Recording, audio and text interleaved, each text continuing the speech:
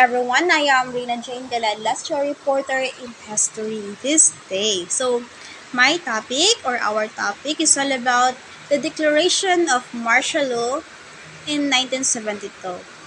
So in September 21, 1972, President Ferdinand Marcos declared martial law in the Philippines through Proclamation number 1081. So one of the reason why President Marcos declared martial law, he cited for first reasons is because of wanton destructions of lives and property, or malupit na pagsira ng mga buhay at are-arian. This emphasizes the senselessness and cruelty of the destruction. So the second is widespread lawlessness and anarchy. Malawakang paglabag sa batas at kaguluhan. This highlight the breakdown of order in the lack of respect for the law. Next is this is the one reasons why President Marcos declared martial law. It is because of the chaos and disorder or kaguluhan at kawalan ng kaayusan. This is emphasizes the general state of confusion. He also claimed the situation was caused by groups attempting to seize political power by force. He specifically blamed the Communist Party of the Philippines and the New People's Army for the unrest. So ang deklarasyon na ito ay nagmarka ng isang malaking pagbabago sa politika ng Pilipinas na nagtulak sa bansa patungo sa otoryanong pamumuno. Nasuspindi ang mga karapatang sibil at binigyan ng malawak na kapangyarihan si Pangulong Marcos upang kontrolin ang pamahalaan at mga mamamayan. So President Marcos consolidated his power, taking direct control over the military and key government institution. He issued 6 general orders, each outlining specific measures to enforce his authority. So ang akbang na ito ay nagsentralisa ng kapangyarihan sa kamay ni Pangulong Marcos na epektibong nagpapatahimik sa oposisyon at nagbawas ng pangunahing kalayaan. Ginamit niya ang kanyang kapangyarihan upang arestuhin at ikulong ang mga individual na itinuturing niyang banta. Kadalasan sa mga ito ay wala itong tamang proseso. President Marcos also made new rules called General Orders to make martial law work. So, in General Order number 1, this order placed the military under the President's direct command, effectively centralizing power in his hands. So, ang General Order number 1 ay naglagay sa militar sa ilalim ng direktang utos ng Pangulo na epektibong nagsentralisa ng kapangyarihan sa kanyang mga kamay. Sa madaling salita, ang lahat ng mga sundalo at opisyal ng militar ay direktang sumusunod na ngayon sa Pangulo na nagbibigay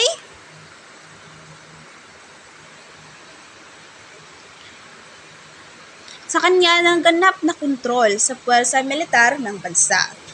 Sa pamamagitan nito, nakuha ni Pangulong Marcos ang kapangyarihang gumamit ng militar upang mapatahimik ang oposisyon, mapipigilan ang mga protesta at mapapangalagaan ang kanyang kapangyarihan. In General Order number 5, this order prohibited public gatherings, strikes, and protests, effectively silencing dissent and preventing the organization of opposition groups. So ang General Order number 5 na ito ay nagbawal sa mga pampublikong pagtitipon like welga at protesta na epektibong nagpapatahimik sa mga nagpapahayag ng kanilang pagtutol at pumigil sa pag-uorganisa ng mga grupong oposisyon.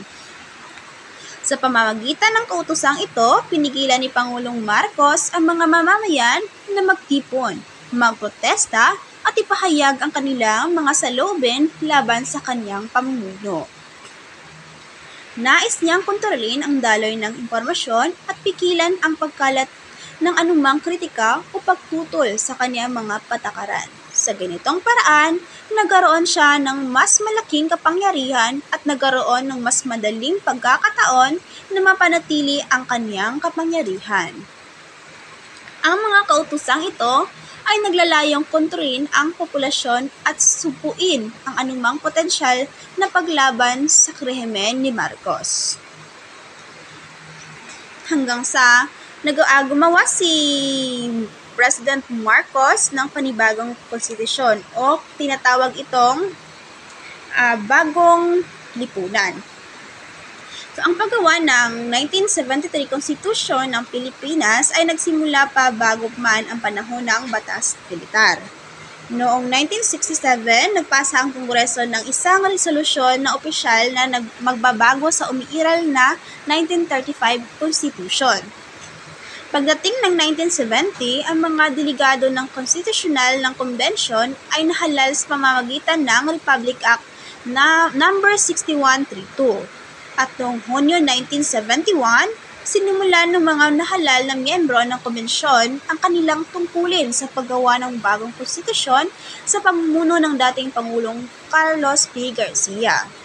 Gayunpaman, namatay siya sa 3 araw matapos siyang opisyal na nanumpa bilang Pangulo ng Kombensyon, kaya't ang dating Pangulong Diosdado Macapagal ang pumalit sa kanya.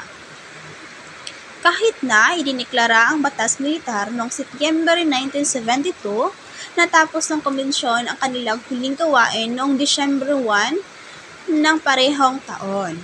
Pagkatapos nito, isinumiti ni Pangulong Marcos ang draft ng bagong konstitusyon para sa ratifikasyon sa pamamagitan ng paglikha ng mga citizen assemblies sa pamamagitan ng Presidential Decree No. 1, No. 86.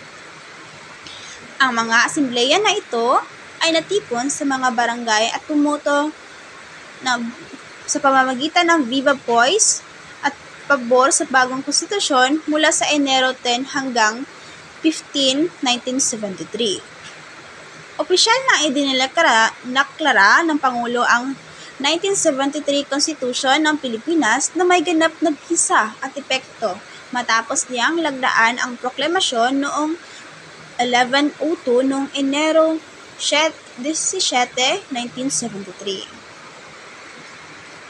So, narito ang mga pangunahing pagbabago sa sistema ng pamahalaan. So, isang bagong konstitusyon ang ginawa noong panahon ng batas militar. Binago nito ang sistema ng pamahalaan mula sa isang pangpanguluhan na sistema patungo sa isang parlamentarya na sistema. So, narito din ang mga kapangyarihan ng Pangulo sa ilalim ng 1973 Constitution. So, Article 7 or the President, Section 1, ang Pangulo ng Pilipinas ang magiging simbolikong ulo ng Estado. Maaaring siya ay magdeklara ng digmaan at maaari din niyang suspendihin ang karapatan sa isang patas na paglitis o habeas corpus. Ang Pangulo ay maaaring magdeklara ng batas militar at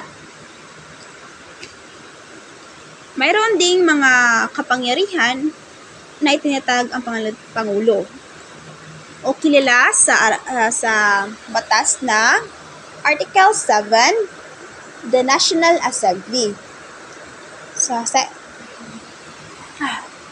Sa Section 1, isinaan dito ang kapangyarihang lehislatibo at ibibigay sa isang pambansang asambleya.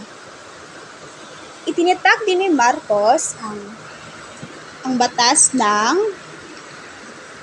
mga kapangyarihan ng punong ministro at gabinete. Artikulo 10 ang punong ministro at gabinete. Maaring piliin ng punong ministro ang mga miyembro ng gabinete at maaring matunaw din ng punong ministro ang pambansang asambleya at tumawag ng bagong halalan. So, mayroon din ang mga kapangyarihan, mayroon din tayong batas na kapangyarihan ng hukuman. Ito rin ang isa sa mga binago noong 1973 Constitution. Isinaad dito sa Artikulo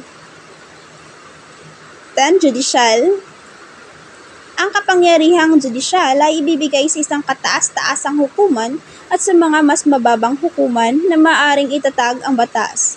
Ang pambansang asambleya ay magkakaroon ng kapangyarihan na tukuyin, magreseta at hatiin ang jurisdiksyon ng iba't ibang hukuman.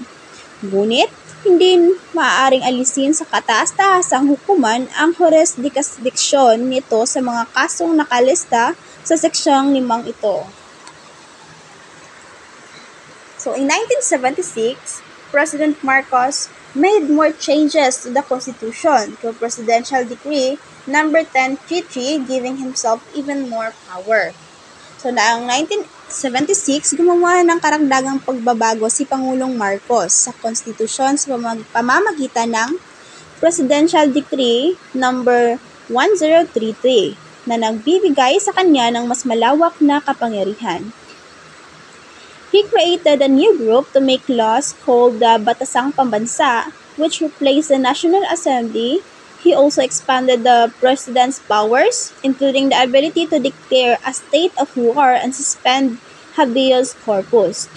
Sa pamamagitan nito, nagkaroon siya ng direktang kontrol sa proseso ng paggawa ng batas, na naglimita sa kapangyarihan ng mga mamamayan na makaimpluwensya sa mga batas na nakakaapekto sa kanilang buhay. Pagpapalawak na kapangyarihan ng Pangulo.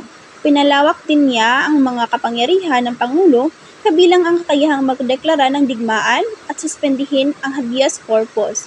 Ang mga karagdagang kapangyarihan ito ay nagbigay sa kanya ng malaking kontrol sa militar at sistema ng hustisya na nagpapahirap sa mga mamamayan na hamunin ang kanyang otoridad. Ang mga pagbabagong ito ay nagresulta sa mga malakas na pagkakahawak ni Pangulong Marcos sa kapangyarihan na nagdulot ng pag-aalala tungkol sa pagsira ng demokratikong prinsipyo.